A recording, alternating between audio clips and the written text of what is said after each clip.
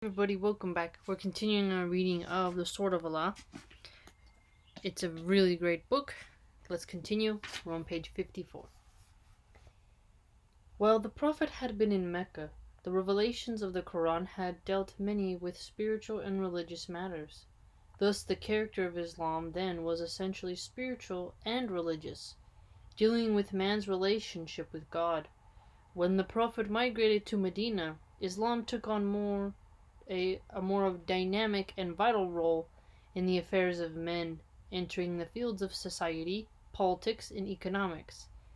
It began to deal with man as a member of society, and a society as an instrument for the achievement of a more virtuous, more progressive, and more prosperous way of life for mankind.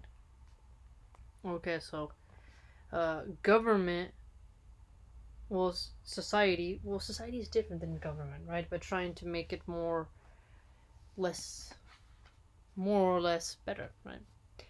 Entered the character of Islam was bound to bring it into conflict with older faiths. A clash was inevitable sooner or later, and the nearest of the older religions with which Islam came in conflict was Judaism.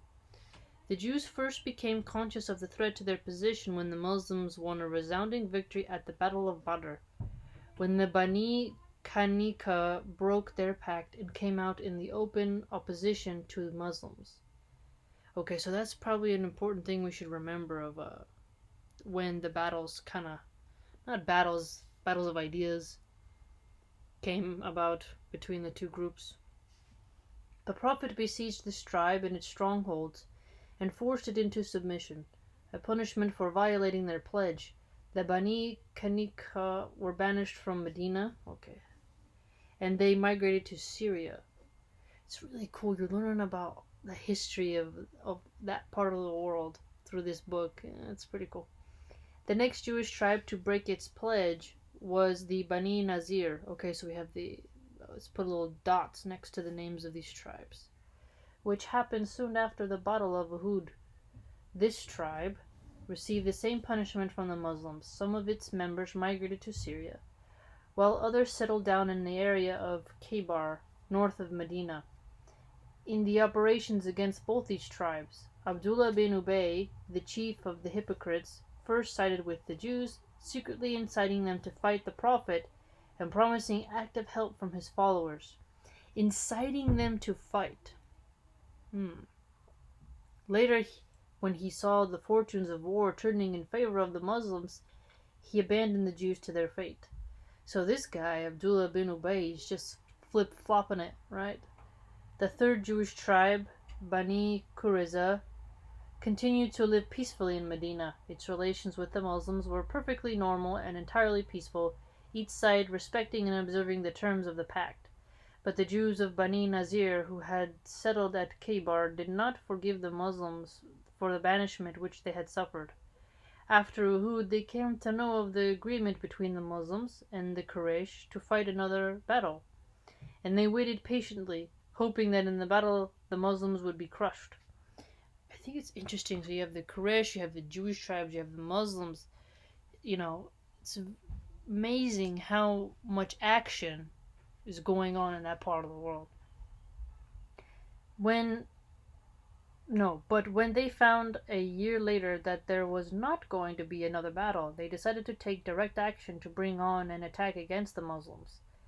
As the summer of 626 came to an end, a delegation of the Jews of Khaybar set out for Mecca. Their leader was Huyay bin Akhtab, who had been the chief of the Bani Nazir in Medina. I think so many people, I don't think we would know that any name of any Jewish tribe, besides like the ones like the tribe of Jacob and the ones in like the Old Testament, right? But like through this book and the Sealed Nectar and others, you get to really learn all this stuff. On arrival at Mecca, this delegation conferred with Abu Sufyan and set about to organize an expedition against the Prophet. It was necessary for Huay to work on the fears and emotions of the Quraysh, and he started off by outlining the danger the Quraysh faced from the spread of Islam in Arabia. If the Muslims reached Yamama, the Quraysh trade routes to Iraq and Bahrain would be blocked. Okay, so trade routes. Here we go. That's how you gonna get that money. Tell me, O son of Akhtab, asked Abu Sufyan. You are one of the people of the book. It is your opinion that the new religion of Muhammad is better than our religion? Without batting an eye, Huyei replied, As one who knows the book, I can assure you that your religion is better than Muhammad's. How so? That would be weird. Oh, wait, but the son of Khattab asked Abu Sufyan, why would they side with them at all, though? That don't make no sense. Why would Jews want to take up the sides of idolaters? That'd be wrong, you know what I mean? It's weird. You're in the right. This pleased the Quraysh no end, and they agreed to fight Muhammad if other Arab tribes would join them. The Jewish delegation then went to the Ghatfan and the Bain Asad. Okay, so the delegation Bain Asad, whom it had similar talks and achieved similar results. These and various other tribes all agreed to take part in a massive expedition to fight and destroy the Muslims. After Uhud, the Quraysh had accepted the loss of trade with Syria as inevitable. Okay, so after the, Battle of Uhud, trade route to Syria is getting disrupted. Since the Muslims remained in power at Medina, the coastal route to Syria could not be used by the Meccans. So the Meccans increased their trade with Iraq, Bahrain, and Yemen, and thus more or less made up for the loss which they had suffered in the stoppage of their trade with Syria. Oh, wow. So there's all these different, ways that they're getting around it. As a result of the conference with the Jewish delegation, however, Abu Sufyan became more conscious of the danger to the Meccan trade by the further spread of Islam. If the Muslims reached Yamama, the Quraysh trade would have to be confined to the Yemen, for the routes to Iraq and Bahrain would then be in Muslim hands, and this further curtailment of their trade would be an economic blow which the Quraysh could never survive. So it's like back then it was trade routes, today I think it's sanctions, right? Abu Sufyan had also been needled a great deal by Sufwan bin Umayyah for his lack of spirit in the last expedition. Lack of spirit. Imagine getting in trouble for that. You had a lack of spirit, you disgraced us. Both these factors combined to make Abu Sufyan determined and zealous to take out another expedition to Medina. Preparations for the expedition were begun. Tribal contingents began to concentrate in early February 627.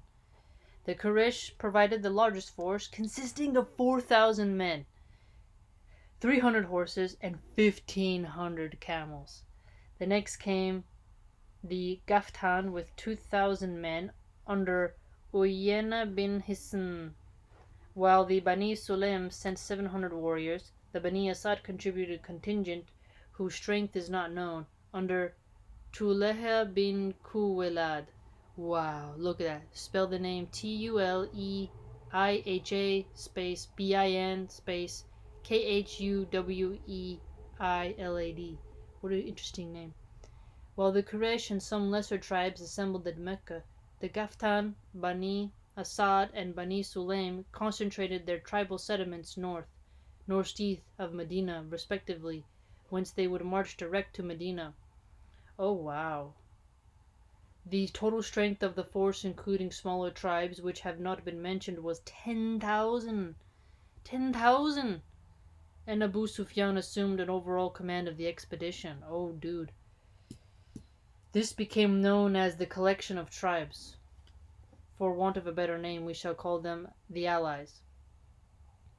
On Monday, February 24th, 627, the first of Shawwal, 5 Hijri, the allies, converging from their separate tribal regions, arrived near Medina and established their camps. The Quraysh camped in the area of the stream junction south of the wood, west of Mount Uhud, where they had camped for the Battle of Uhud. The Ghatfan and other tribes camped at Zanab Nakma, about 2 miles east of Mount Uhud. Having established their camps, allies advanced on Medina. Well, well, well. It's so fascinating how little we know of the history of Medina here. And through reading, different cultures' books, we can come to know. So, the Allies. 10,000, man. Can you imagine being in charge of 10,000 people? how all those Jewish tribes decided to come together, but at least the Bani Qurayza were fine with the Muslims for a while. Interesting. Well, fam, we're learning. Battle of Badr, very important part in Islamic history.